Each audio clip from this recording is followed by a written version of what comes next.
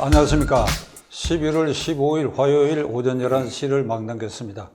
이 시간에는 장기표 대표의 장기표 직격 시간에 오늘 이렇게 나오셔서 감사합니다. 예, 안녕하십니까. 예. 오늘 첫 화두는 민주당 이재명 대표가 이 용산 참사로 사망한 이들의 명단을 공개하고 그래야 진지한 애도가 된다. 그 명령을 받들어 가지고 이제 일부 이게 좌파 극단 세력들이 이 명단을 공개한 사태에 이르렀고, 그 다음에 이번 용산 참사에 대해서 국정조사권을 발동을 해야 된다.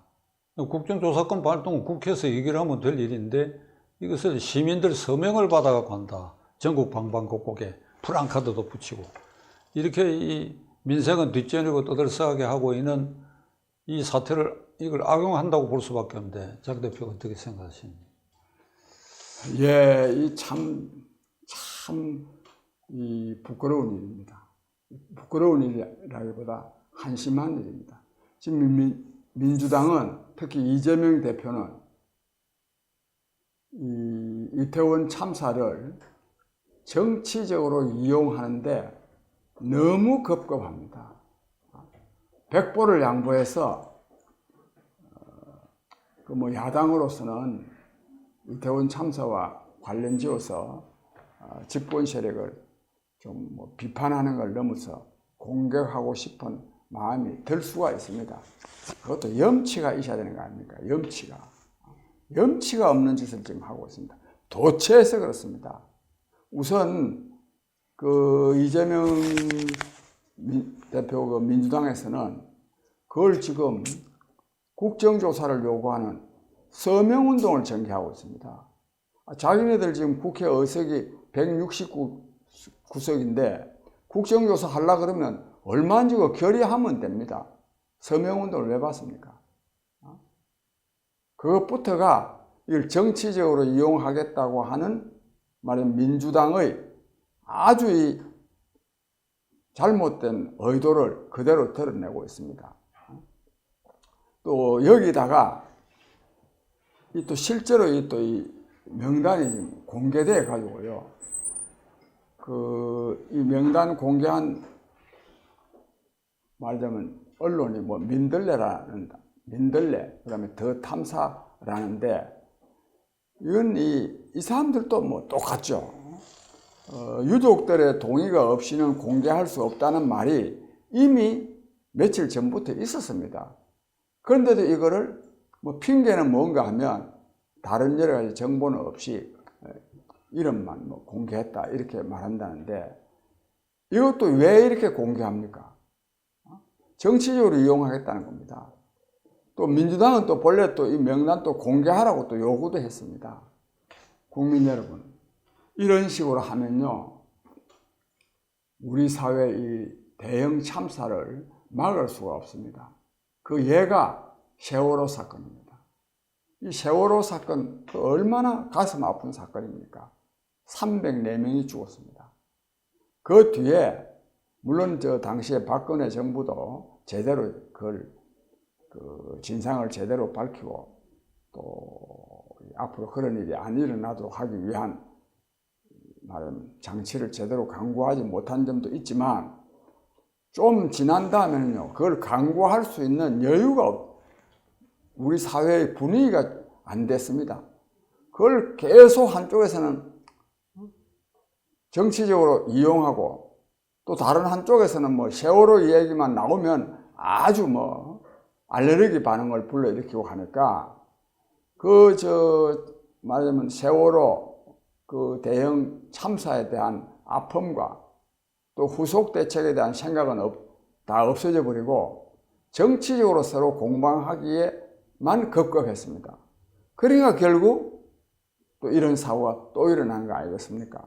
이분이 이태원 참사와 관련해서도 이렇게 정치적으로 공방을 하게 되면 앞으로 이런 참사가 일어나는 것을 막을 수가 없습니다.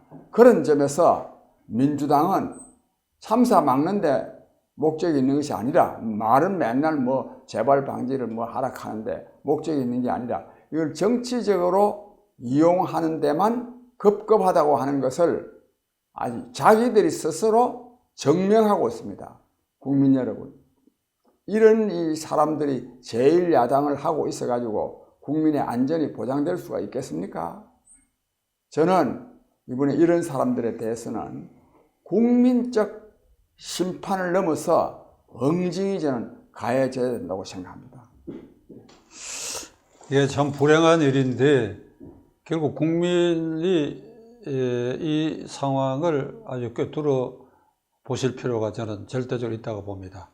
이 다음 화두로는 이제 이재명 대장동 게이트에 대한 검찰의 수사 방향이 그 주변을 이렇게 조여가는 형국을 보이고 있는데, 김용원 이미 구속되고 정진상도 아마 오늘 출두하는가 네. 이런 것 같은데, 이 검찰의 이런 수사 방향이 대장동 사건의 주범은 이재명이라고 제일 먼저 고발한 사람이 장 대표이시니까 네.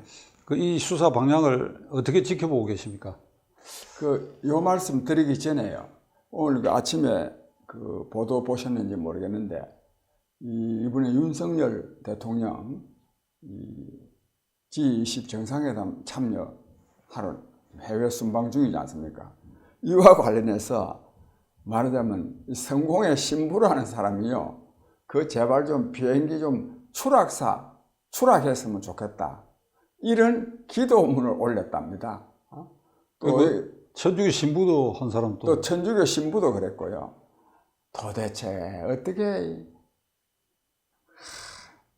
도대체 뭐 인면수심이라는 말도 부족하고 어떻게 그런 거를 합니까? 명색이 또 신부라는 사람이, 뭐 신부 그런 걸 떠나서라도 뭐 또 그 사람들도 정치하는 사람들도 아니지만 우리 사회가 지금 정치적으로 대립되어 있고, 또 심지어는 뭐 정오하고 있는 것까지도, 또 그것도 맹목적으로, 그것도 다 그런 현상이 있음을 우리가 알고 있습니다. 그러나 어떻게 해요? 비행기가 추락해서 대통령이 죽기를 바란다는, 그것도 또 이름이 또 기도입니다. 비나이다, 비나이다. 어떻게 그런 기도를 하나님한테 할 수 있습니까? 근데 마침 그래도요, 그 성공회에서는요, 이 사람을 신부직을 박탈했습니다. 그건 잘했는데, 이 천주교는 아직 그 박탈했다는 말이 없던데, 그거 한번 좀 두고 볼 일입니다. 국민 여러분, 도대체 우리 사회가 그 사람들만이 아닙니다. 지금 이 정치적인 편가르기에 따라서 무조건 반대하고, 또 한쪽은 또 무조건 지지하는, 이런 말하자면 맹목적인 사회가 지금 되어가고 있습니다. 이걸 뭐 사회학적으로는 확정 편향이라고 한다는데, 확정 편향, 대화가 안 됩니다. 오직 내 편과 너 편만 있을 뿐이지, 내 편이 하면 무조건 옳고 너 편은 무조건 나쁜, 이 큰일입니다. 저는 그래서 이런 정치는 정말 극복돼야 되기 때문에, 제가 혹시 또 제가 광고 말씀 하나 드릴게요. 제가 그래서 마침 오늘이 그날이네요. 제가 이 신문명 정치 아카데미를 합니다. 동국대학교 행정대학원 안에 신문명 정치 아카데미라는 최고의 과정을 개설해서 하는데, 그 이유가 바로 이런 데 있습니다. 이런 이 편가르기 정치에 따른 이권 카르텔, 이권 집단이 돼가지고 서로 이익 차지하는 데만 골몰을 하고 있지, 진정으로 나라와 국민을 위한 생각은 없는 이런 이 기존 정치 세력들, 또 이것이 또 이 기존 정치 세력들이 이러다 보니까 또 편이, 또 국민들도 상당수가 편이 갈려가지고 조금 전에 말씀드린 대로 그런 정말 상상도 하기 어려운 그런 저주를 퍼붓는 이런 정치를 끝장내야 됩니다. 그러려 그러면 이른바 물갈이, 몇 사람씩, 뭐 좋은 사람 몇 사람씩 기존 정당에 들어가서 해결될 문제가 아니고 판가리를 해야 됩니다. 즉 새로운 정치 세력이 나와서 그런 그 구시대 정치 세력을 대체할 수 있는 이런 판가리가 이루어져야 된다고 생각합니다. 또 말씀 난 김에 이 정상배의 정치를 끝장내기 위해서도 판가리를 해야 되지만 또 더 중요한 것은 요즘 이 AI, 뭐 메타버스, 또 IoT, 사물 인터넷, 또 특히 또 이 드론도 처음에는 뭐 간단한 줄 알았는데 이 드론이 또 보통 문제가 아닙니다. 이런 것들이 세상을 바꾸고 있습니다. 천지개벽이 일어나고 있습니다. 이 세상이 바뀌면 국정 운영 방법도 바뀌어야 됩니다.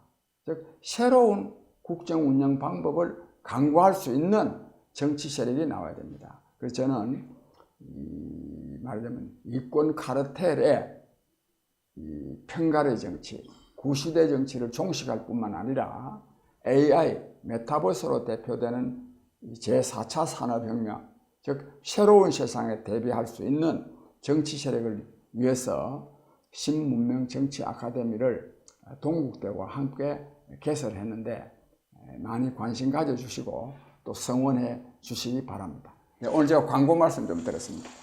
아니, 그건 광고가 아니고 제가 설명을 먼저 들었어야 되는데 본인이 얘기를 하게 해가지고 민망하게 짝이 없는데 지금 말씀 여러분이 들으신 대로 동국대학에서 장기표 대표가 수십 년째 추구해왔던 신문명 정책에 대한 그 과정을 개설했다는 겁니다. 대학에서 개설. 본인이 사적인 그 강좌를 개설한 것이 아니라 대학에서 개설했다고 하는 것은 이거 제 기억으로는 이게 처음인 것 같아요. 굉장히 고마운 처음인 것 같고 저도 시간이 나는 대로 그 강좌에 참여해야 되겠다. 제가 모시겠습니다. 말씀을 드리고 아니 저 꼭 모시려고 그럽니다. 장 대표가 지금 말씀하신 성공의 신부 한 사람과 천주교 가톨릭 신부 한 사람이 윤 대통령을 저주하는 기도를 했다고 하는 것에 대해서는 저도 가톨릭 영세 신자로서 대단히 민망스럽고 부끄럽게 생각하는데 이게 종교계까지 이런 국민을 분열시키는 증오의 감정이 왜 싹 텄는가? 아무래도 이거는 1차 책임이 정치권에 나눠 있다고 보는데. 정치권에 있습니다. 정치라고 하는 게 통합 화해를 해야 되는데 그게 이재명 대표 시대와 갖고 이게 통합 화해를 한 극단적으로 배척하고 서로 증오케하는 이게 과거에 이런 여야가 없었잖아요. 이런 여야가 없었다고 하는 것은 과거에 이런 야당이 없었다 이게. 이런 야당이 없었다. 그런 점에서 참 통탄스러운 일인데, 자, 이 연장선상에서 이재명 대표에 대한 그 수사, 조회되는 수사, 그 측근 정진상, 이재명 대표 말대로 하면 오른팔 왼팔 정진상, 김용 구속됐고, 이 수사 방향과 앞으로 전개 과정 그 하실 말씀 있었어요?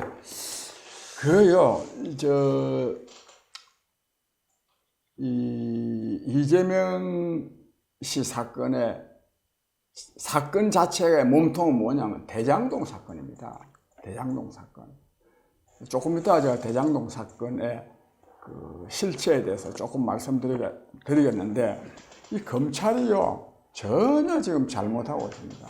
언론에는 뭐 김용이 구속하고 또 정진상이 또 이재명이 또 오른팔 또 조사하고 소환해서 조사하고 지금 뭐 이재명 씨를 향해서 쪼아간다. 지금 대장동 사건에 지금 몸통을 향해서 지금 수사가 지금 진행되고 있다. 이렇게 지금 보통 보도가 되고 있습니다. 저는요, 이런 보도에 대해서 굉장한 우려를 표하고 그건 또 사실도 저는 아니라고 생각합니다. 지금 오히려 8억 원, 또 정진상 씨한테는 1억 4천만 원 주었다는데 또 안 받았다 해서고 말이죠. 이런 사건들은요, 오히려 이재명 씨의 엄청난 범죄 행위를 은폐시키는데 굉장한 역할을 하고 있습니다. 보통은 상식적으로 요즘 언론 보도는 이렇게 함으로써 이재명 씨를 쪼아 들어간다 그러는데 저는 그렇게 보지 아니하고 이재명 씨를 지금 오히려 수사하기가 어려운 분위기를 지금 만들어가고 있습니다. 왜 그러냐 하면 이런 것 가지고 막 조사하고 그것이 대선 자금으로 쓰였냐 안 쓰였냐 이런 거를 막 캐는 걸 보면서 이재명 씨 지지자들은 어떻게 생각하느냐 하면 야, 우리 이재명 대표는 정말 깨끗한 사람의 모양이다. 그러니까 이 이재명 대표를 직접 이 사법 처리할 건수를 찾지 못해가지고 그 주변에 있는 사람들, 솔직히 말해서 돈 8억 원요, 1억 4천만 원 받아가지고 대선 자금으로 썼다. 법에 위반될 수는 있을지 모르지만 대선 자금에 그렇게 쓸 수도 있는 겁니다. 이거는 지금 대장동 사건이 어떤 사건이냐 하면 수천억 원이 관련된 문제입니다. 이미 말하자면 천화동인 1호에서도 배당금이 그 세금 제하고 배당받을 돈이 뭐 432억인가 그렇지 않습니까? 그런 돈이 지금 여기 얽혀 있는데 그거를 조사를 안 하고 무슨 뭐 8억은 뭐 주니 뭐 받았니 안 받았니 증거가 뭐 없다 이런 말들 지금 하고 앉아 있습니다. 이거는 뭘 말하느냐 하면 대한민국 검찰이 전혀 이재명 씨와 관련된 이런 이 범죄 사실, 흔히 의혹이라 그러죠. 의혹이라 하더라도 제가 볼 때는 이거는 뭐 명백한 범죄 행위입니다. 이걸 조사를 지금 안 하고 있기 때문에 이런 생각이, 이런 말이 나오는데 이렇게 이제 그 뭘 왜 안 하느냐? 제가 좀 말씀드릴게요. 대장동 사건이라는 거는요, 이재명 씨가 시장으로 있을 때 그 대장동 지역의 주택 개발과 관련해서 이거를 공영 개발로 돌려가지고 대장동 원주민들한테 그 시가 600만 원 하는 땅을 280만 원에 강제로 매수했습니다. 그 공영 개발이라는 이름으로. 그걸 얼마나 팔았느냐? 1,300만 원에 팔았습니다. 600만 원 시가 그때 그 그린벨트 해제되기 전이니까 600만 원 시세하는 거를 280만 원에 사가지고 1,300만 원을 받았으니 얼마나 돈을 많이 받았습니까? 그 공영개발, 그러니까 돈을 많이 벌었습니까? 참 김만배 등이. 그랬는데 그렇게 됨으로써 대장동 주민들은 엄청난 손해를 본 거죠. 평당 320만 원씩 손해본 거 아닙니까? 그렇게 대장동 주민들한테 피해를 입혔고 그 다음에요, 김만배 일당은요, 돈 한 3억 5천만 원 정도, 뭐 1억 3천만 원, 뭐 5천만 원 이렇게 다 보태면 3억 5천만 원입니다. 3억 5천만 원 투입해가지고요, 배당으로 받은 돈이 얼마냐? 4,040억 원입니다. 배당으로 받은 돈이 이게 정말 기가 막힌 일입니다.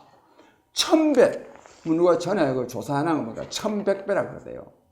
1,100배의 수익을 얻은 거예요. 그렇게 얻도록 누가 하느냐? 이재명 당시 성남시장이 그래 만들어준 겁니다. 여기다가요, 배당으로 받은 게 이 4,040억 원이고, 근데 아파트 지어가지고 분양 수익이 있어요. 분양 수익. 그게 얼마냐? 4,500억입니다. 이 사건이 터졌던 작년 9월달 현재로 김만배 남욱 등이 대장동 그 개발 사업으로 김만배 등이 벌어들인 돈이 얼마냐? 그때 시점으로 8,500억이 넘습니다. 8,500억. 이 어디로 가야 될 돈이냐? 그렇게 하는 것 자체가 잘못이지만 이왕 그래 했다면 이는 성남 시민들한테 돌아가야 될 돈입니다. 이 중에 거의 다는 뭐 그 사람들 사업에서 한 100억 정도 준다 하더라도, 근데 이거를요, 이렇기 때문에 이 이재명 시장은, 즉 성남 시민들에게 돌아가야 될 약 8천억 원이 넘는 돈을 김만배 등에게 가게 만들었거든. 이거는 그러니까 이런 걸 뭐 배임이라고 합니다. 딱 대장동 사건은 생기자마자 특히 우리 박 대표는 이는 배임죄다 딱 그러셨잖아요. 명백한 배임죄인데 검찰이요, 이거를 조사를 안 합니다. 이걸 조사를 안 하고 엉뚱한 데 가가지고 뭐 김용희가 뭐 8억을 받았니 안 받았니, 그게 뭐 대선 자금으로 갔니 안 갔니, 그 사실 조사해봐야 나오지도 안 합니다. 돈이라는 게 뭐 더더욱도 현금이라는데, 그래서 이 사건은 대한민국 검찰이 말하자면 이재명 씨를 제대로 조사할 수 있는 것을 안 하는 엄청난 직무유기를 하고 있다고 보고, 이와 관련해 두 가지를 내가 더 말씀드릴게요. 하나는 뭐냐, 왜 이렇게 조사를 안 하느냐. 검찰 고위직들이 관련되어 있기 때문입니다. 박영수 특검, 김수남 전 검찰총장, 최재경 대검찰청 중수부장, 뭐 이런 사람들, 곽상도 씨도 전에 검사 출신 아닙니까? 그 외에도 또 있어요. 이런 사람들이 쫙 관련되어 있기 때문에 이 사람들이 이런저런 방법으로 현재의 검찰에다가 압력을 넣어가지고 회유, 또 그것도 또 뭐 얻어먹기도 했겠죠. 그래가지고 저는 수사를 제대로 안 하고 있다 이렇게 봅니다. 그런데 이 제대로 수사를 하지 않음으로써 생기는 이는 부작용이라고 하기는 너무 큰 건데 피해가요 엄청나게 큽니다. 왜 그러냐? 이재명 대표를 제대로 수사를 하지 않고 이 격까지 계속 그러니까 이재명 씨 지지자들로서는 어떤 생각이 드느냐 하면, 야, 우리 이재명 대표는 진짜 죄가 없는 모양이다. 그러니까 이 검찰이, 윤석열 대통령 정부 검찰이 이걸 제대로 이재명 우리 대표를 소환해서 조사를 못 하지. 그러니까 엉뚱한 거 김용희한테요 8억 원 준 거 뭐가 대수입니까? 또 1억 4천만 원 정진상한테 간 거 이런 거 가지고 조사하고 구속영장 신청한다 하고 이래서 샀는 모양이다. 그러니까 어떤 문제가 생기느냐? 촛불 집회가 생기는 겁니다.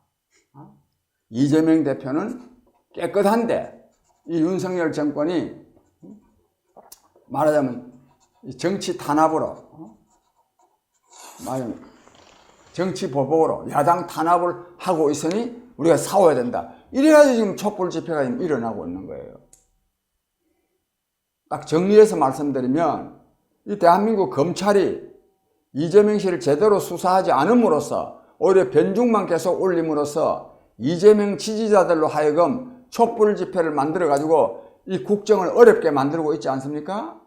이것을 윤석열 정부와 검찰이 알아야 됩니다. 그 말씀을 좀 드리고 싶어요. 오늘 이렇게 대장동 게이트 수사의 그 원칙적 방향에 대해서 장 대표가 지적해 주셨는데 검찰을 한번 지켜보기로 하겠습니다. 예, 그러겠습니다. 오늘 출연해주셔서 감사합니다.